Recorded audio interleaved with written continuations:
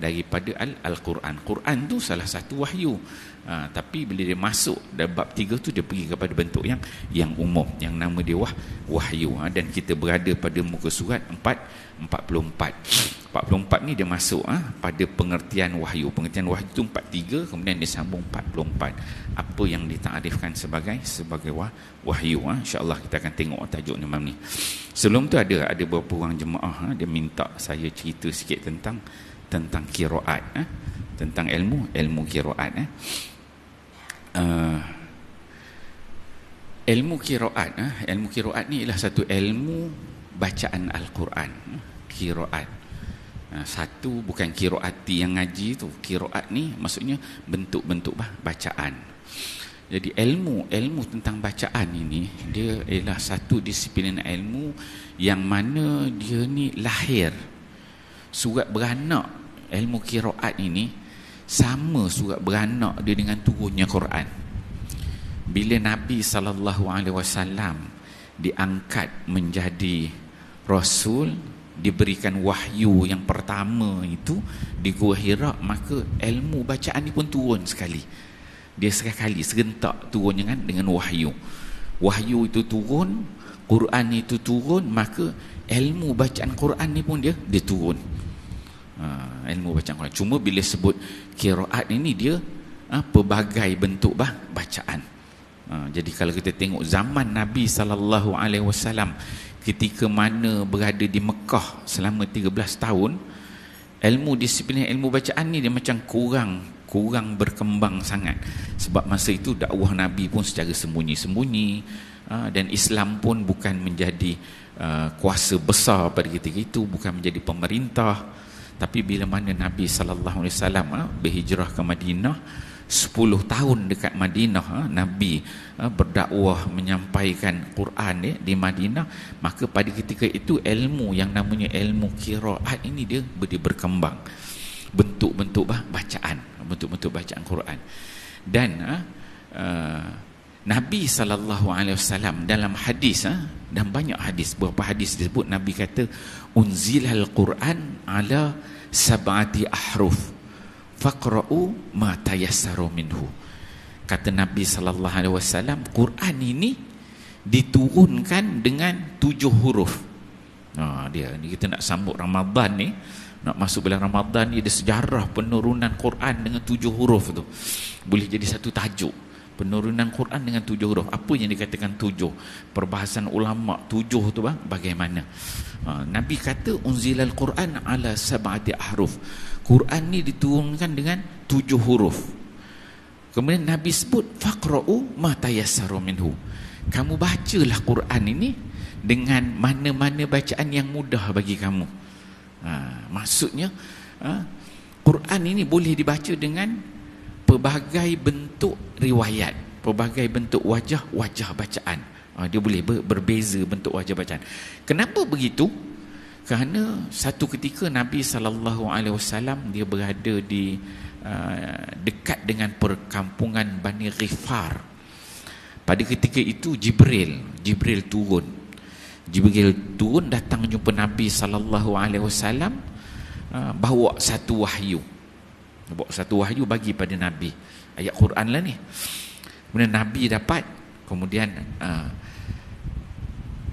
Nabi dia minta bagi tahu Jibril, wahai Jibril, kamu mintalah kepada Allah Subhanahu Wa Taala agar Allah mengizinkan supaya umat aku ni boleh membaca dengan huruf yang lain.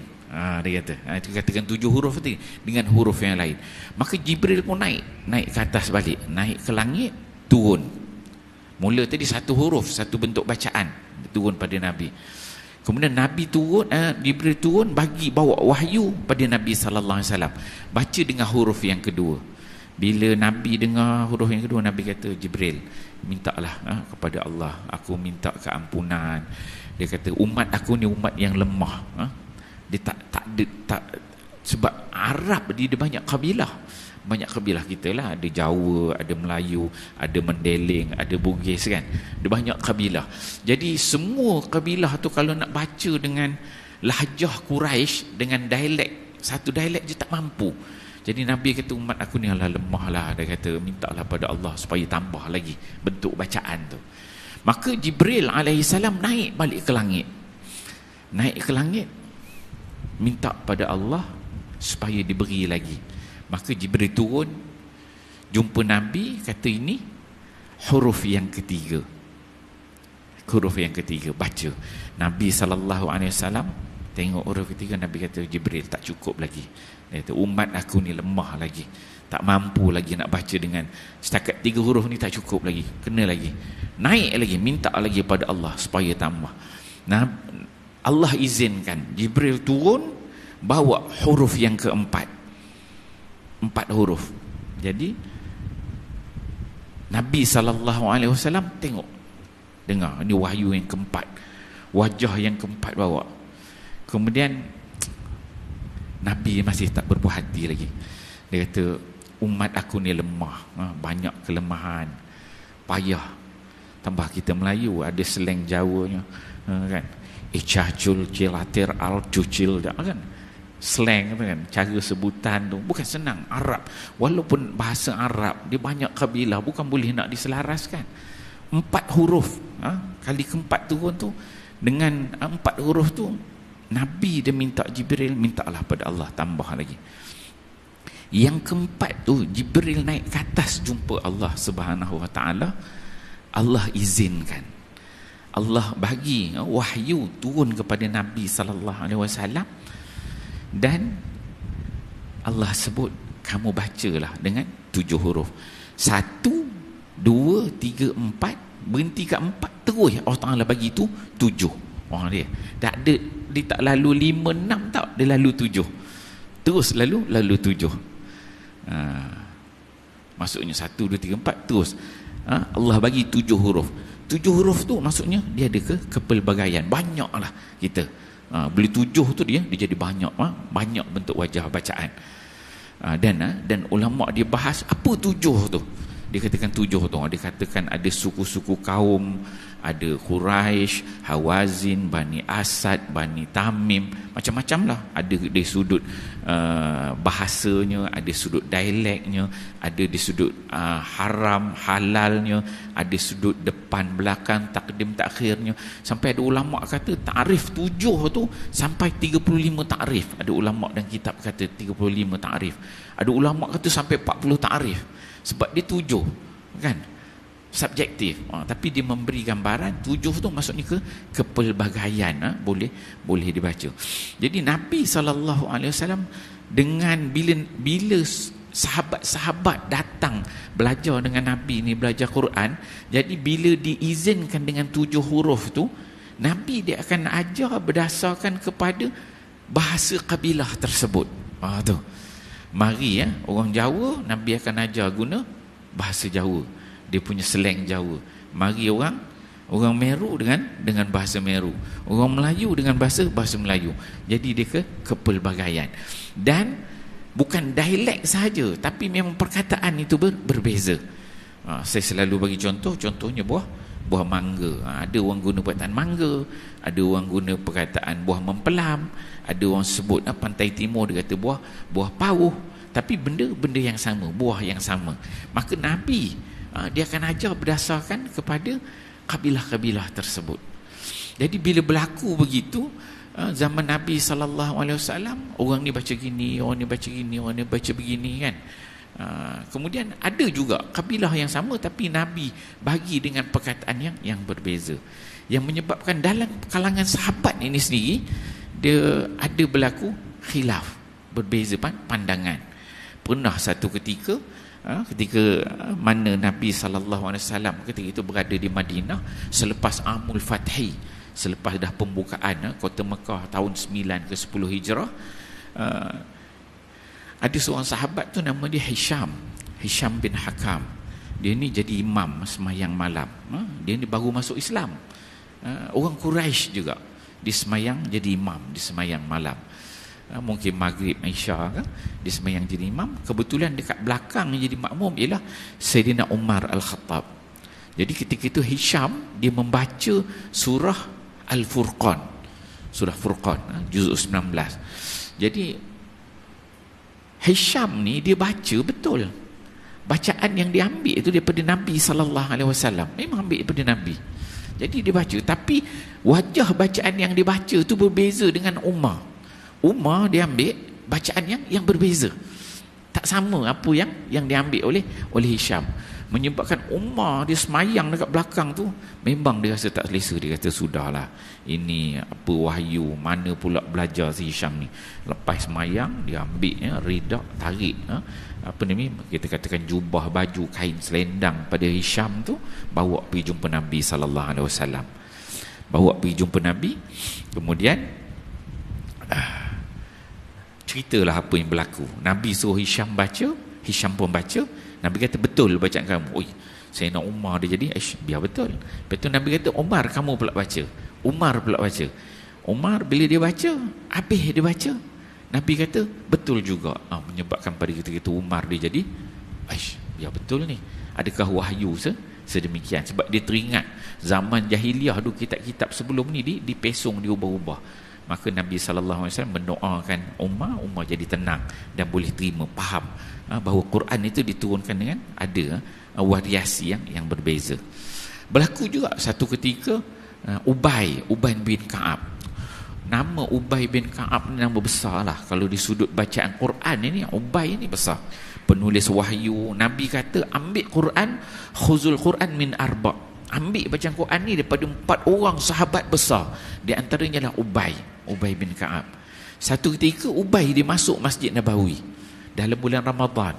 Dalam bulan Ramadan dia masuk Masjid Nabawi, dia semayang.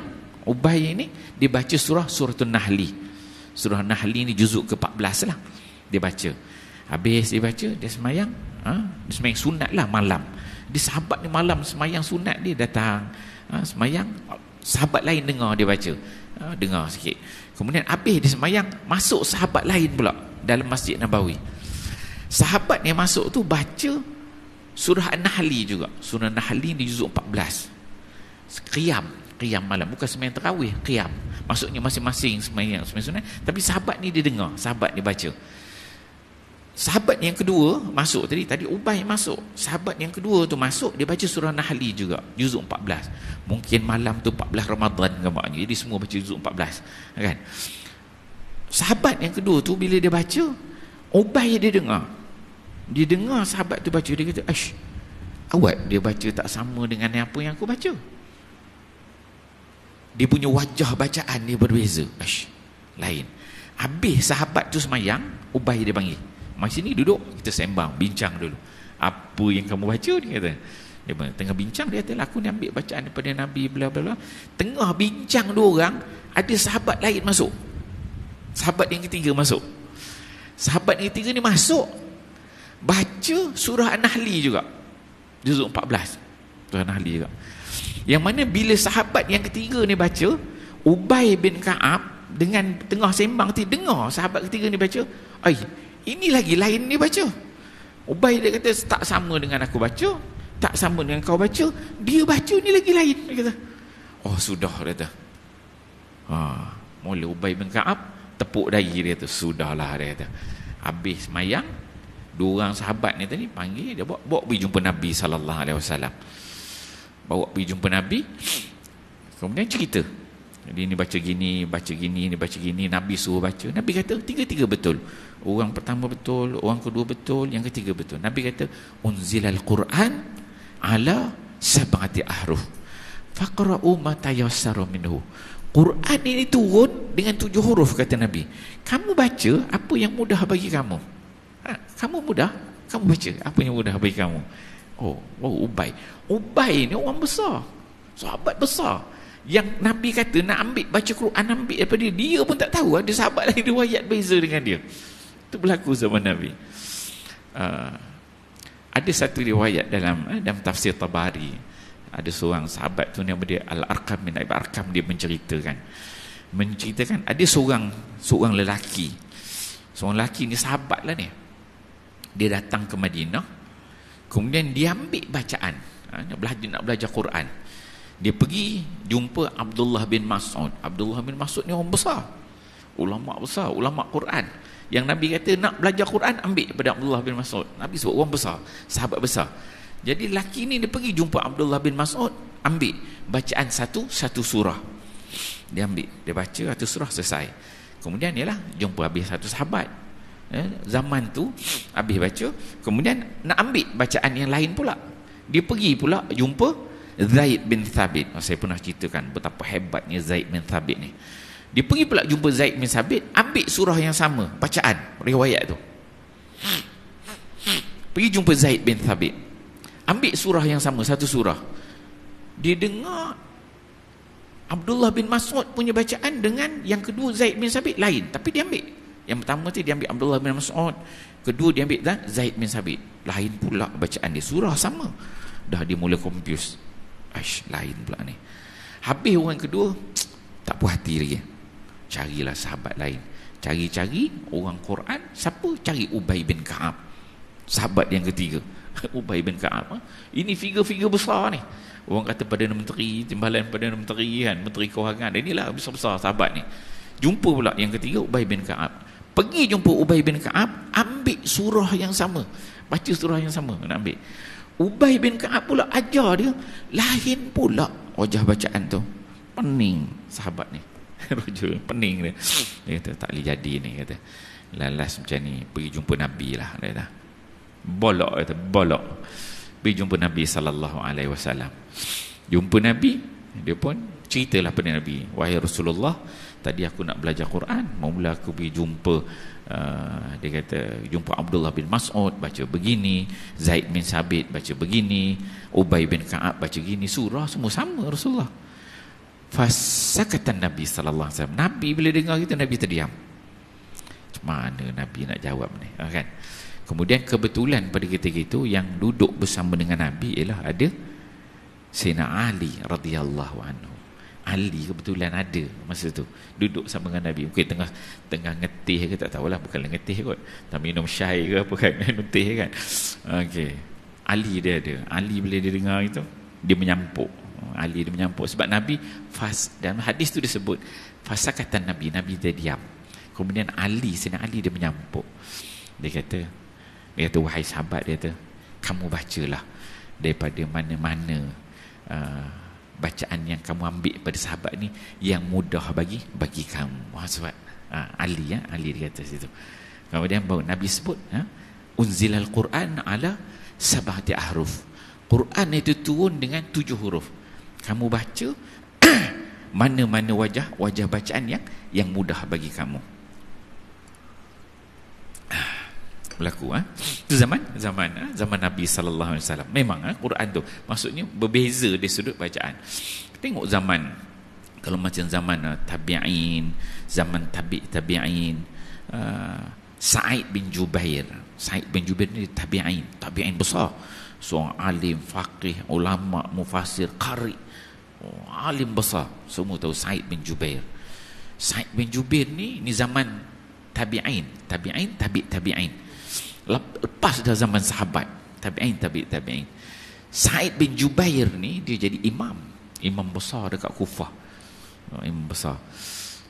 Jadi bila bulan Ramadan dia jadi imam lah. Biasa imam besar ni sembahyang jadi imam. Jadi antara makmum dia tu orang besar juga, para qurra, orang alim juga baca Quran. Antaranya ialah Ismail bin Sulaiman, kalau tak silap saya nama dia. Jadi Ismail ni dia dengar Sa'id bin Jubair ni malam ni 1 Ramadan contoh, dia baca dengan harf Ubay bin Ka'ab. Dia dengar malam pertama tu Sa'id bin Jubair ni, ulama besar ni, dia baca dengan satu riwayat, dia sebut harf. Zaman tu dia tak sebut kiraat satu, kemudian dia boleh istilah dia harf, huruf. Dia baca, ni malam ni dia dengar Sa'id bin Jubair baca dengan riwayat Ubay bin Ka'ab. Okey. Kemudian malam besok dia semayang lagi, jadi makmum Ismail ni. Dia dengar Sa'id bin Jubair pula malam besok tu dia baca lain pula. Dia baca dengan harf Abdullah bin Mas'ud. Dia antara Ubay bin Ka'ab ni antara yang ada pergi ke Kufah. Abdullah bin Mas'ud ni antara ulama besar sahabat yang dihantar ke Kufah.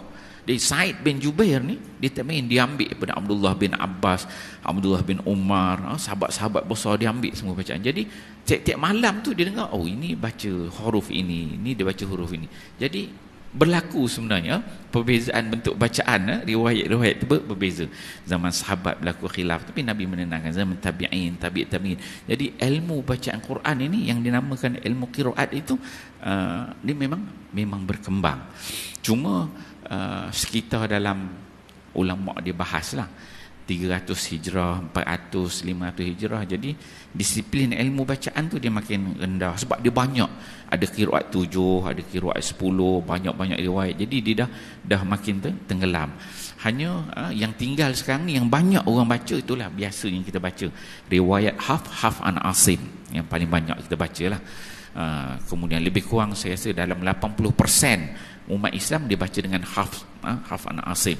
Kemudian ada baki sedikit yang baca dengan Warsh, ada yang baca dengan Qalun, sebelah Tunisia, sebelah Libya sana, sebelah Sudan sana ada baca dengan riwayat Abu Amru, dengan qiraat Abu Amru belah-belah sana. Tak banyak dah, dia dah hilang. Kalau dulu sebelum dia sampai yang kita baca ni Hafs, riwayat Hafs, dia mula, kenapa sekarang ni kita baca Hafs, kita tak baca yang lain, kan? Kenapa sekarang satu yang lain seolah macam tenggelam?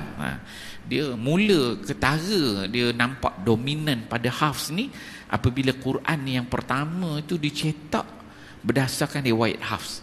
Mula dulu zaman tak ada cetak Quran ini, orang buat manuskrip, tulis ni, tulis riwayat ni tulis riwayat ni tulis riwayat ini. Zaman Turki Uthmaniyah, kan dia empire dia lama, yang keempat empire besar.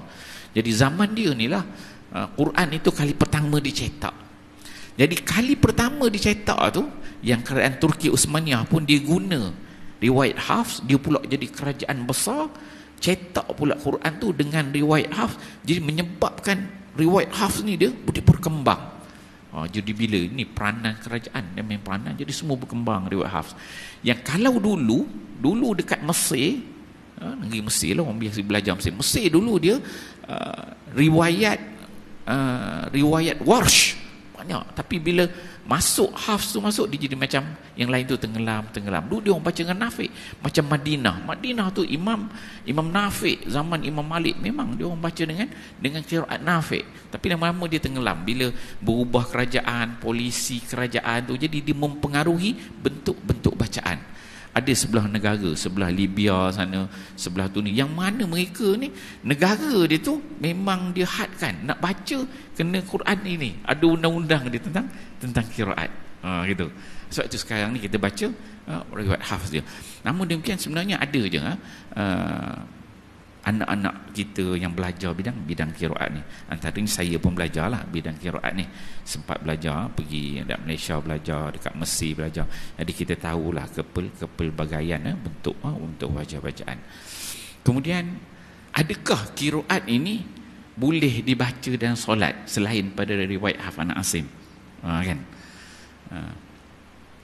Dia kalau sebenarnya kalau kita ni mazhab Syafi'i kan. Mazhab Syafi'i, Imam Syafi'i dia tak baca dengan Hafs. Kita yang baca, kita biasa baca ni, Imam Syafi'i tak baca Hafs. Imam Syafi'i qiraat dia baca dengan qiraat Ibnu Katsir. Kalau Imam Syafi'i ada, dia akan baca Maliki Yaumiddin. Imam Syafi'i tu. Kalau Imam Syafi'i ada, dia baca Siratal ladzina an'amta 'alaihim ghairil maghdubi 'alaihim waladdallin. Imam Syafi'i mazhab kita. Cuma kita yang tak tahu sebab kita mungkin tak berpeluang belajar, kan? Itu Imam Syafi'i tu. Cuma kita duk terbayang Imam Syafi'i ni baca macam kita yang baca, tak. Imam Syafi'i dia baca dengan qiraat Ibnu Katsir. Dia orang Mekah. Dia ngaji tok guru dia orang Mekah, kan? Cuma kebetulan takdir Tuhannya memang riwayat Hafs tu yang berkembang. Dan kalau dalam solat ni, kalau kita kat Malaysia ni, dia ada fatwa. Dia ada fatwa sebenarnya yang telah dikeluarkan oleh Majlis Fatwa Peringkat Kebangsaan. Adakah boleh nak baca qiraat selain daripada Hafs dekat masjid ke, dekat surau ke, kan? Dalam fatwa tu dia sebut, bagi sesiapa yang nak membaca riwayat selain daripada Hafs, maksudnya riwayat yang biasa, maka dia sebagai imam, dia perlu memberitahu makmum apa yang dia nak baca, berbeza sikit wajah bacaan, kena bagi tahu. Itu dan fatwa tu disebut. Dan banyak juga kalam-kalam para ulama yang menceritakan kalau kita nak baca riwayat selain daripada riwayat ahlul balad, maksudnya ahlul balad kita baca dengan riwayat Hafs lah yang biasa. Dia kata jangan berlaku fitnah. Jangan berlaku fitnah sampai kita semayang, tu imam semayang tak bagi tahu apa-apa, tiba-tiba baca lain, orang masuk sampai mufarakah sampai berhenti semayang. Apa pelik sangat bacaan ni kan, dia ingat salah ke apa, mungkin sebab dia tak belajar kan. Sampai mufarakah. Dia kata jangan berlaku fitnah. Jemaah faham dah, cerita dah tahu, boleh ambil bacaan. Jangan berlaku balbal. Dia orang jadi macam yuwas wisus nas, jadi orang was-was kan, macam mana kan. Maksudnya jemaah tu boleh dengar, oh faham, oh ni nak baca dengan riwayat yang lain, berbeza wajah bacaan. Boleh dibaca. Sebab imam mazhab fuqaha ni dalam sama ada mazhab Syafi'i ke, Maliki ke, Hambali ke, Hanafi ke kan, semua imam mazhab di dalam kita, kalau kita belajar bab solat kita belajar akan ada rukun solat. Rukunnya salah satunya Fatihah. Tak ada yang ulama-ulama fiqh ni menentukan hanya boleh dibaca dengan riwayat Hafs saja yang diterima. Tak ada. Kan? Sebab Quran itu sifat dia mutawatir. Semua boleh baca. Kan? Tak ada maksud mana-mana baca je. Cuma kebiasaan kita lah. Kita baca dengan wajah yang macam mana. Dan di qiraat ni dia added value. Nilai tambah sebenarnya. Bila kita kerti tentang qiraat ni, dia nilai tambah. Kalau imam, macam imam kita, macam imam maghrib dia suara, Masya Allah, sedap. Tu imam yang baik suaranya. Kalau bacaan biasa ni, contohnya imam tu dia baca, nak baca dengan lagu taranum, ni dia baca dengan lagu nahwan. Jemaah dengar, sedap. Ni yang baca dengan lagu ras, lagu soba, lagu bayati, jaharkah, sekah kan. Semua lagu-lagu taranum lah. Kalau taranum ni dia bukan mutawatir. Zaman Nabi tu tak ada taranum ni. Berbeza dengan qiraat. Qiraat ni memang ada, disiplin ilmu tu, Quran tu pun memang ada. Taranum ni tak ada. Dia tak ada zaman Nabi, tak ada namanya taranum, lagu bayati, soba, hijaz, ras, tak ada. Ilmu taranum ni dia mari ke kemudian ulama, bila dah laku perkembangan, orang boleh baca Quran, kemudian lahirnya ulama di sebelah Hijaz dengan lagu dia, sebelah Mesir, maka lahirlah disiplin ilmu namanya ilmu taranum. Kalau orang baca taranum, dia tak rasa beza lah, sebab sebutan dia sama, cuma lagu lenggok dia berbeza, tapi dia ilmu yang datang ke kemudian. Dan taranum dia ada dua. Ada taranum yang orang baca panjang, tarik-tarik itu. Ada taranum dia ada murattal dengan mujawad. Murattal dengan mujawad. Baca panjang, ada yang baca yang biasa dengan salat. Dia tak jadi khilaf lah benda tu, orang dengar macam-macam. Tapi kalau qiraat ni dia agak lain sikit. Contoh mudah kita nak kata macam inilah. Tuan-tuan umur dah 40, 50, 60, 70, 80 tahun. Duduk dekat sini, biasa pergi Tesco pula, sana Lotus, jalan sinilah, jalan depan ni masuk Jalan Kasim, ujung tu masuk Jalan Saleh tu, straight pergi Lotus kan. Dah 50 tahun jalan tu je pergi kan. 50 tahun dulu dengan sekarang ni sama tak jalannya? Tentu berbeza kan. Jadi kalau qiraat ni dia macam bila jalan, dia tak ikut jalan sini, dia pergi jalan belah sana, masuk Jalan Abdul Manan, mungkin dia pergi lalu ikut jalan ikut depan Sesembah sana kan, pusing. Mungkin kalau jalan jam dia tengok boleh naik ke Jalan Setia Alam, U-turn balik, baru pergi ke Lotus. Tapi semua pergi Lotus, semua boleh kan, semua sampai. Maksudnya dia added value. Ada orang yang dia selesa, dia dah biasa jalan ni, dia kena jalan ni, dia tak boleh jalan lain, dia nak jalan tu je kan. Dah 60 tahun 70 tahun jalan ni je. Kalau kita bawa dia jalan lain, dia jadi pening. Ada yang macam tu. Ada yang macam tu. Dia tak boleh dengar qiraat. Dengar qiraat dia pening. Ada orang yang biasanya, kalau orang yang belajar Quran lah, siapa-siapa yang belajar Quran, azan. Ya azan.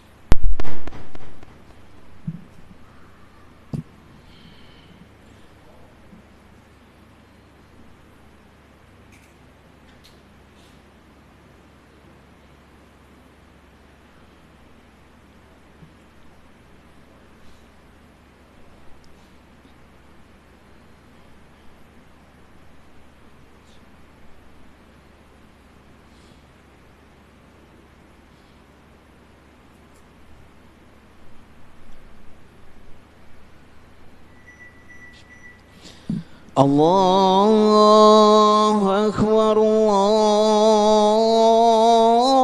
Akbar, Allahu Akbar, Allahu Akbar. Asyhadu an la ilaha illallah,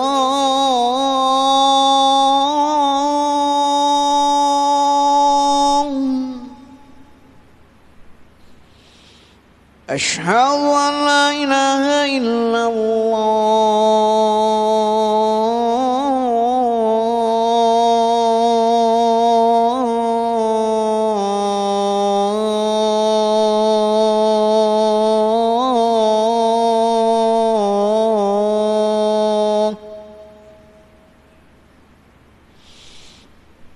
asyhadu anna Muhammadar Rasulullah,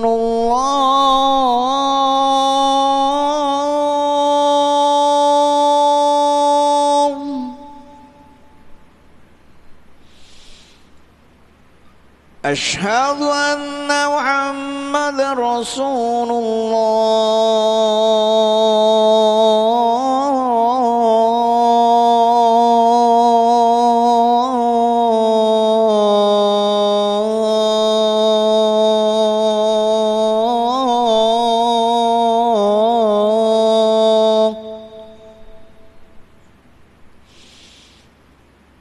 حي على الصلاة،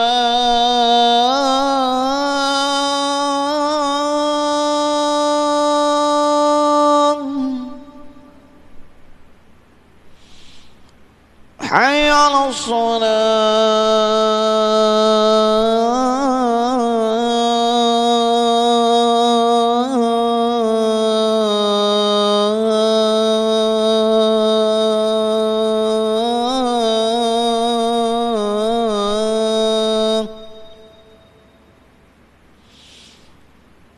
حي على الفلاح،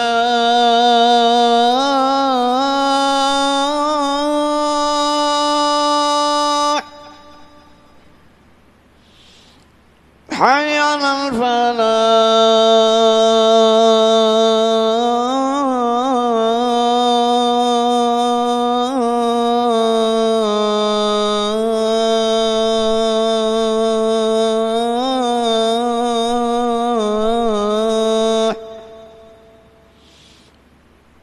Allahu Akbar,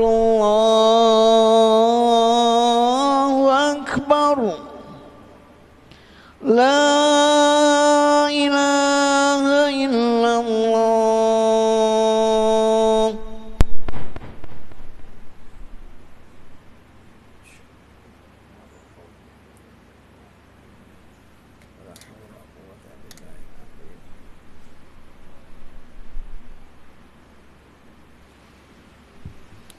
Muslimin muslimat yang dikasihi sekalian ya. Malam ni tak baca kitab mana.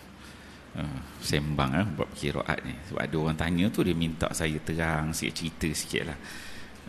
Jadi biasanya kalau orang belajar baca Quran, biasanya yang saya tengok kebanyakannya muslimat lah. Kalau macam muslimin ni, jemaah lelaki ni kurang sikit. Dia ada baca tapi kurang minat. Kalau jemaah muslimat ni memang rajin. Dia punya grup ngaji dia tu habis satu grup, guru itu, guru ini, lepas habis baca talaki sana, talaki dengan itu, talaki dengan ini. Kalau golongan ayah-ayah ni kurang sikit orang muslimat. Habis dia orang baca Quran, dah boleh baca Quran, dia nak ada added value, nak ada ni nilai tambah. Kan? Maksudnya habis Quran dah boleh baca, dia nak lebih lagi, maka dia akan pergi. Baru dia akan pergi pada qiraat. Ambil dah habis, dah boleh baca ni, betul ambil pula, cuba ambil riwayat Qalun, ambil riwayat Warsh, dia baca. Bagi orang yang minat baca, bukan semua orang minat kan, semua orang minat. Kalau tuan-tuan ada yang minat belajar tafsir, ada boleh belajar fiqh, ada jenis orang yang minat baca Quran ini, dia minat baca Quran. Habis Quran dah baca, bila kita ni sesuatu benda yang kita kuasai, yang kita belajar, Kita minat, kita belajar. Habis kita belajar tu, kita nak belajar lagi. Sebenarnya apa yang boleh kita belajar lagi? Kan gitu. Nak mendalam lagi. Kalau Quran tu dah boleh baca, habis kita baca hafz, riwayat hafz, belajar tajwid habis dah, makhraj, sifat, huruf, hukum-hukum semua habis, maka habis tu dia akan naik stage. Seterusnya dia akan masuk kepada qiraat. Ambil belajar riwayat itu, belajar riwayat ini. Banyaknya golongan muslimat dah. Saya tengok dekat grup-grup tu. Golongan muslimin ni kurang sikit. Golongan muslimin ni dia jenis dia macho sikit kan, relax, santai kan, baca lebih-lebih kurang pun dah itu lebih dia kan. Golongan ayah ni dia macho sikit kan, gitu, relax je. Ada pengalaman saya, ada setengah masjid tu kalau saya pergi, dia minta jadi imam dan siap bagi tahu lagi, Ustaz, malam ni baca riwayat ni, siap request lagi. Ada imam lah, dia pengusi lah, nazir lah, request, baca riwayat ni, warsh. Yang ni pula, Ustaz ni baca surah ni, baca riwayat ni. Kebetulan bidang tu bidang saya, kita baca lah. Dia ada masjid yang macam itu, dia minat seperti itu, minta baca riwayat ni, seronok dia dengar. Sebab benda dia added value. Added value ni ada nilai tambah. Dan kalau kita belajar detail, kita menghayati semua, ada. Dia qiraat ni ialah mukjizat. Salah satu mukjizat Quran, qiraat. Kepelbagaian bacaan ayat-ayat Quran itu, barisnya, titiknya kan, cara sebutan, dia merupakan mukjizat. Salah satu mukjizat Al-Quran itu dari sudut bentuk bacaan dia, itu mukjizat. Orang tak boleh nak petikai. Ramai orang cuba cari kelemahan, tak boleh, dia mukjizat. Ada setengah tempat tu bila baca dia jadi masalah pula. Dia bergantung kepada masjid dengan surau lah. Kadang-kadang imam dengan Bilal dia suka jenis qiraat ni, dia suruh kita baca qiraat. Ada setengah tempat tu dia kata tak boleh baca qiraat, dia kena baca biasa je. Itu bergantung pada tempat lah, dan bergantung pada jemaah. Jemaah ada setengah tempat, kalau sebelah sini tak apalah, belah Meru ni orang cerdik, pandai-pandai, tuan-tuan ni alim semua. Kalau sebelah KL sana, ada setengah tempat tu bila baca qiraat dia jadi bergaduh pula. Dia bukan problem dia apa, problemnya tak belajar. Problem dia yang saya tengok, satu, bila ada masjid yang menguasai masjid, start daripada nazir dia, timbalan, SU, imam, bila itu mereka ni yang menentukan boleh tak boleh. Kalau dia kata boleh, boleh lah, kan. Kalau dia bagi ruang, ada ruang qiraat tu boleh masuk. Kemudian bila berlaku tu, ada golongan-golongan AJK ni yang tak belajar. Bila tak belajar, dia dengar, pelik, kenapa baca gini-gini. Dia tak belajar sebenarnya. Bila tak belajar, lepas tu dia rasa dia pandai. Dia rasa dia pandai, semua benda dia tahu. Jadi masalah juga, kan? Jadi disiplin ilmu tu nak berkembang tu, dia payah nak berkembang. Dia jadi macam terhenti. Kalau kita tengok, kalau tuan-tuan carilah kat Malaysia ni, mana ada kuliah pengajian yang belajar ilmu qiraat untuk bacaan? Jarang. Orang nak belajar pun macam orang pun takut. Orang kata ngaji pun tak betul, tajwid pun tak betul. Itu betul lah, satu aspek. Ngaji biasa pun tak betul, tajwid pun tak betul. Itu betul lah, kita akui. Itu satu aspek. Tapi adakah disebabkan kita ni tak reti baca, kita ni bacaan kita tak bagus, menyebabkan ilmu tu tak boleh nak dikembangkan, tak payah ajar langsung? Tak kena. Maksudnya yang tak reti belajar, betul kan? Yang dah boleh baca, disiplin ilmu tu kita kena kembangkan bagi orang faham, kan? Kepelbagaian tu dia kita perlu tengok dari sudut, ada sudut yang positifnya. Cuma ulama-ulama dia kata berhati-hatilah. Qiraat tu boleh menimbulkan kekeliruan bila kita baca. Kalau nak baca seorang-seorang tu okey, bila naik jadi imam tu tengok keadaan selamat semua okey, boleh bacalah. Tapi jemaah sini semua pandai-pandai. Saya bawa baca qiraat tu okey, tak ada masalah. Kadang-kadang saya naik jadi imam sini, masa baca okey, bila ada masalah tak ada. Dia seronok sebenarnya kalau orang kita boleh dengar. Biasa dah puluh tahun kita dengar baca sama je. Maliki Yaumiddin, ini baca Maliki Yaumiddin, alaihim ni, alaihim ada, alaihimu ada, alaihum ada, kan? Waladdallin ada, waladdalinah ada. lain rupanya kan. Banyak lagi sebenarnya dia punya konten dari sudut kalau kita mengkaji disiplin ilmu tu menarik sebenarnya bagi yang berminat lah tentang disiplin ilmu itu. Okay, saya rasa kita setakat itu dulu untuk malam ni, tak sempat membaca kitab, sembang-sembang qiraat je insya-Allah. Kita lepas ini dah masuk Ramadan, tengok nanti Ramadan tu mungkin tazkirah Ramadan je, jadi kita sambung. Kita masih lagi berada pada muka surat 44 ni, kuliah kita akan datang kita sambung sini lagi lah dalam pengertian wahyu insya-Allah. A'udzubillahi minasyaitonir rajim. Bismillahirrahmanirrahim.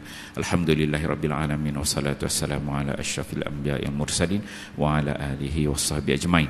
Allahumma ij'al jam'ana hadza jam'an marhuma wa tafarruqana min ba'dihi tafarruqan ma'suma wa la taj'alillahumma fina wa la ma'ana wa la mayattabi'una syaqiyan wa la matruda wa la mahruma bi rahmatika ya arhamar rahimin.